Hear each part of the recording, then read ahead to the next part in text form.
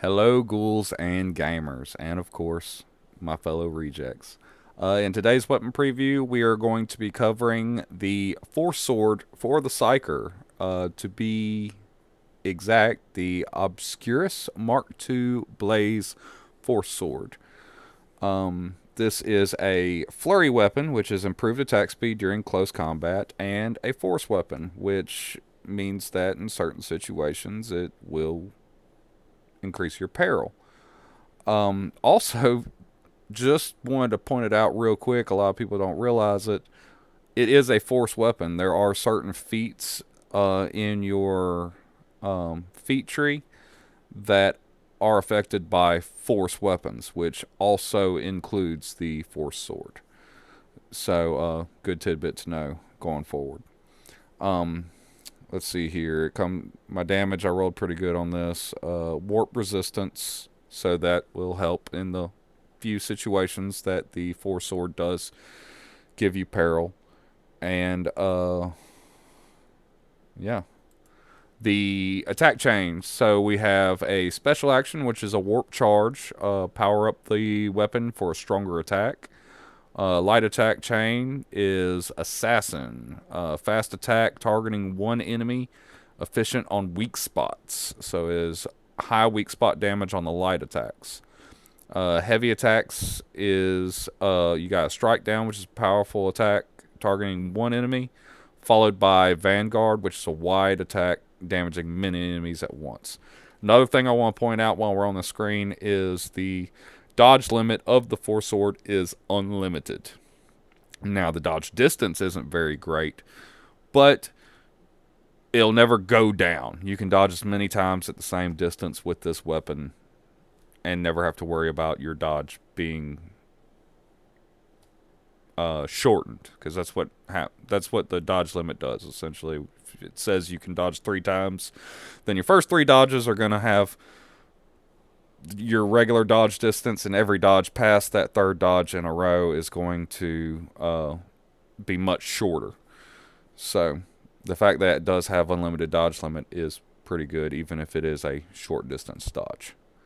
So let's get in the meat grinder and look at some of these abilities and look at which ones cause peril and what we can do with this sword here.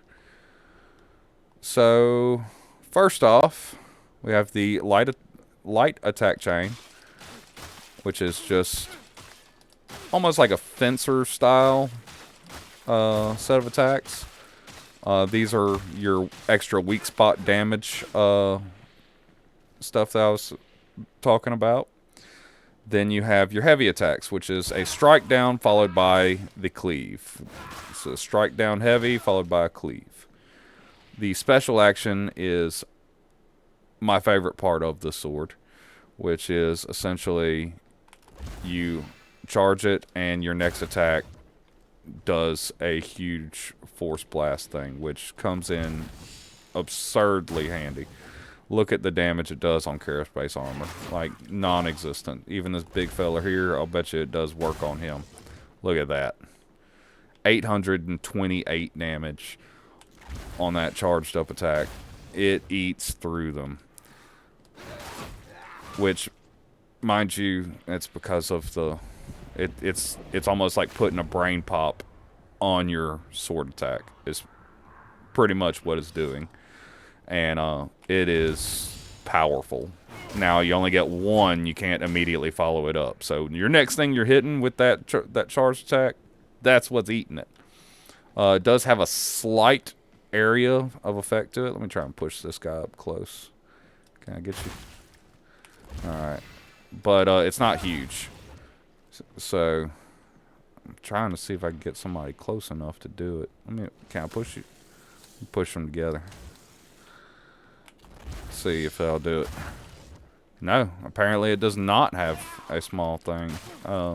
Must just look like that mid-game.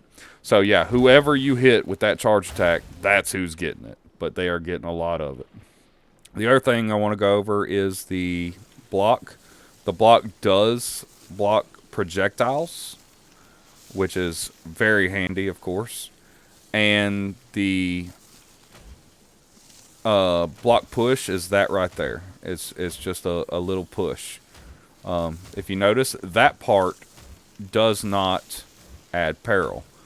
But if you do the follow-up attack with the block, 4% peril, 8% peril. It's very little peril, but it's important to know about that little bit of peril, because if you're at 100% peril and you swap over to your sword real quick and you go to do a little block push, as soon as you swap over and you're still at 100% peril, you will brain burst. You will blow yourself up. I know, I've done it. It's kind of embarrassing. So, you know, keep an eye on that just to see if I can pull it off here to kind of showcase it. See, brain burst right there. You die. Or you get dropped, and then your team's got to come pick you up. So, good information to know. Another good thing to know about the Force Sword is, let me get some peril up here. Because it is a Force weapon, you can quell your peril while you're holding your Force Sword, which you cannot do with all the melee weapons. So, also good information to have. Most of the time, you're going to quell stuff fast enough just from killing stuff, and you're passive. But if you're in the situation, it comes in handy. Yeah.